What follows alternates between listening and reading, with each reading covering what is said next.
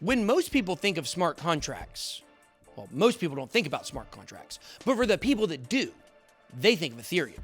This is for a good reason. Ethereum brought the concept of smart contracts to the forefront of the blockchain world. However, just because Ethereum was the harbinger of things to come with smart contracts, that doesn't mean it's the best. Competition always leads to advancement. There is no exception of that in the world of blockchain.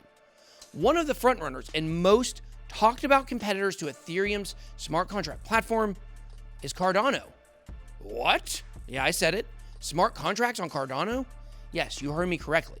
In today's video, we're going to talk about smart contracts on Cardano and how and why Cardano could potentially be the best smart contract platform ever to compete with Ethereum. Let's get it. BitSwap is the hottest new way to trade tokens. Crawling all the top decentralized exchanges, BitSwap gets you the very best price and value for your trades. BitSwap is changing the game. Try it now at bitswapdex.io. Welcome to BitBoy Crypto. My name is Ben. Every day I show you how to make money in cryptocurrency. If you like money, then make sure to hit that subscribe button and then head on over to Twitter to give me a follow at bitboy_crypto. In this video, we're going to discuss exactly why Cardano can catch Ethereum and can do it quickly. It can catch it in market cap, popularity, development, usage, you name it, Cardano has the potential to do it. We're going to find out by the end of this video exactly why Cardano could be the Facebook to Ethereum's MySpace. So the Goguen era is upon us, and that means smart contracts are coming to Cardano. In case you guys missed my last video about the exciting updates coming to Cardano, including Goguen, you can check it out here. Okay, so like I said before, let's go again. Smart contracts are coming to Cardano. And it is looking like Cardano is poised to knock Ethereum out of the top spot among smart contract platforms. It's got what it takes. One of the main reasons that Cardano is looking like it could potentially be the best smart contract platform out there, it has to do with the creation of Plutus, the smart contract language built for the Cardano blockchain. Plutus is really a game changer for the Cardano ecosystem and a revolution in the world of smart contract languages. Now, before I start to break down what makes Plutus so incredible, I think it's important that I give you a little background about the reason that Plutus was created in the first place. Now, I don't know if you guys recall the 2016 DAO hack. I actually do know you don't. But in case you didn't know about it or you hadn't heard about it, the DAO hack happened on June 18th, 2016 on the Ethereum blockchain. The DAO hack was not an issue related to the Ethereum protocol, nor was it a 51% attack either. Rather, the DAO hack was an exploitation of a smart contract code flaw with Solidity. In case you aren't familiar, Solidity is the smart contract coding language running in the background of Ethereum. During the DAO hack, a code flaw built into the process of token distribution and splitting was exploited. This is essentially what allowed the DAO hack to occur, because there was a key vulnerability in the smart contract code.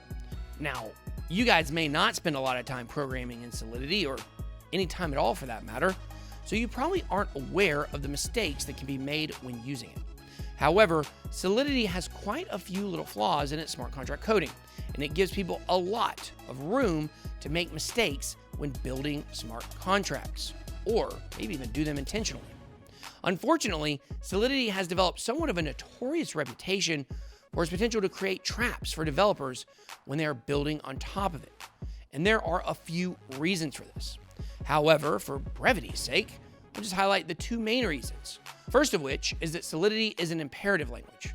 To give you a little background, in the world of programming, there are a number of different types of programming languages. But for the purpose of this video, I'm just going to focus on imperative programming languages and functional programming languages. I'll talk more about functional programming languages later on in this video.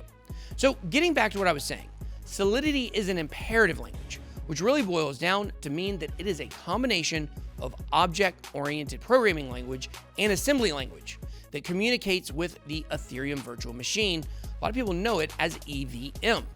Imperative languages are languages that require you to tell the computer how to do what you want. and exactly how to do it in sequence. Because of the multiple sources of data that a smart contract relies on, the sequence isn't always so easy to predict and determine. This can lead to a lot of mistakes when designing a smart contract because of a failure to determine the exact state that a sequence would lead to. Within a traditional application, the sequence is much easier to predict, but in the world of dApps, it is far more difficult. So being an imperative language is one of the reasons Solidity can be difficult to work with, and thus easy to make mistakes with. The second reason that Solidity is easy to make mistakes with is because of the difficulty regarding auditing smart contracts. This is one of the main traps that developers fall into when building on top of Solidity. In the final stages, everything may look clean and well scripted, and the code will compile properly. However, there may still be some small glitch in the code. For example, with gas usage paying for different functions. People familiar with these glitches can exploit the vulnerabilities. And because of the immutability of the blockchain, once it goes public, there's no way to simply take it back or patch the code like you can with traditional programming. Solidity does not allow smart contracts to be updated. The only fix is through the voting mechanisms built into the blockchain or a hard fork, both of which take time and can lead to devastating consequences before they can occur, as we saw with the DAO hack in 2016.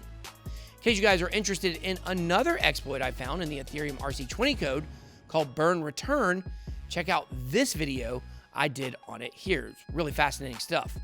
So despite all of this, Solidity has nevertheless risen in popularity to become one of the most used, if not the most used smart contract language available today.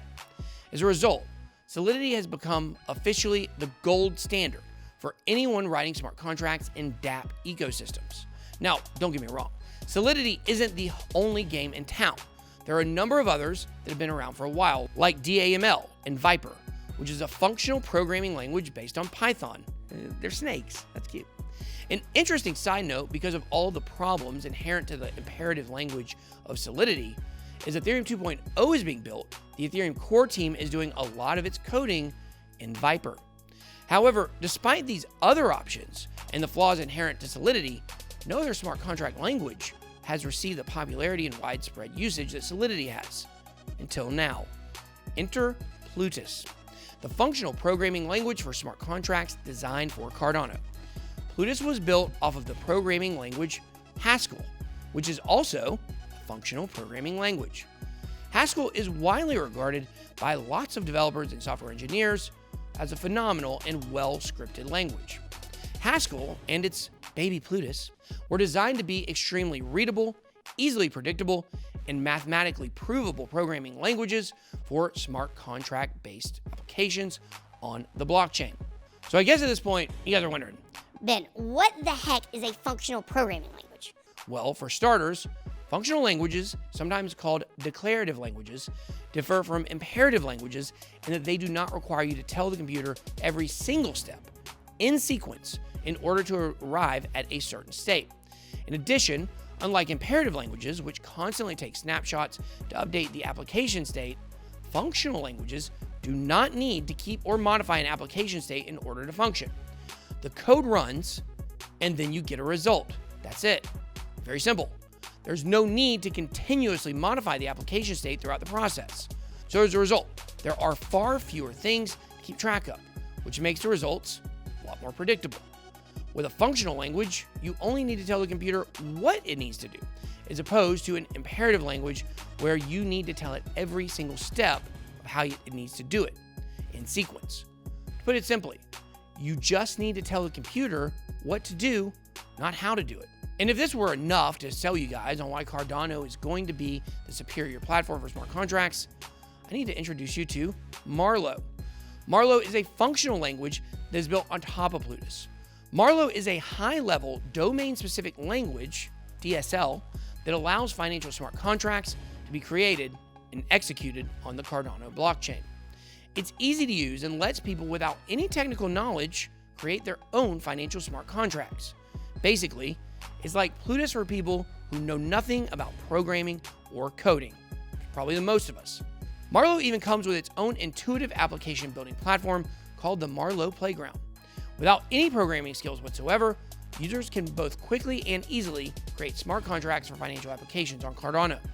When they are both used together, Marlowe and the Marlowe Playground help to streamline the process of creating financial smart contracts for those without any technical knowledge.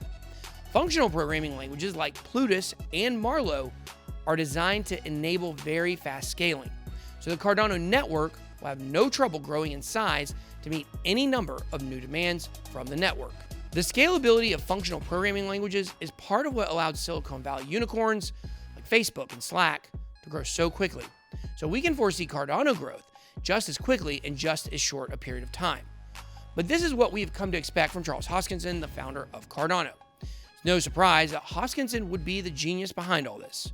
Considered by many to be one of the godfathers of crypto, Hoskinson has been a director of the Bitcoin Education Project since 2013. Also, as one of the founders of Ethereum and as the CEO of the Ethereum network from 2013 to 2014, he's very familiar with what it takes to launch a successful blockchain project and also knowledgeable about the shortcomings of Solidity and what can be done to improve them. The hard fork event is expected to take place in mid-December, ahead of the Goguen update, and will include a token locking feature according to Hoskinson. The majority of the Goguen update is expected to take place around the end of February 2021, though many critics are doubtful about this, considering that Cardano has become a bit notorious for delays. However, Plutus has been around for about 2 years, so many developers are already familiar with the language, and work on the Goguen update has been done simultaneously with the Shelley upgrade, so there is very little chance for any delays, at least not any significant ones. The Cardano team has been continuously laying the groundwork for this update for years, in addition to networking with industry titans and world leaders. This uniquely positions Cardano to hit all of the major milestones that it has laid out for itself, and gives ADA a very high chance of an epic bull run in the very near future.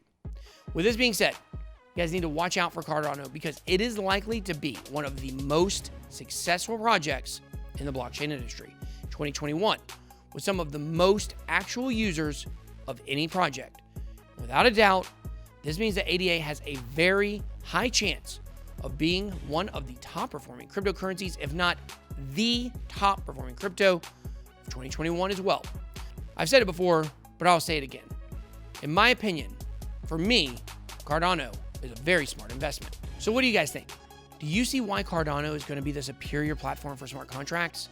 Do you have any questions you would like me to ask Charles Hoskinson? We'll actually be having him on the channel for an interview soon. Really excited about that. Let me know your thoughts. Leave them down below. What's your price prediction? That's all I got. Be blessed. Good boy out.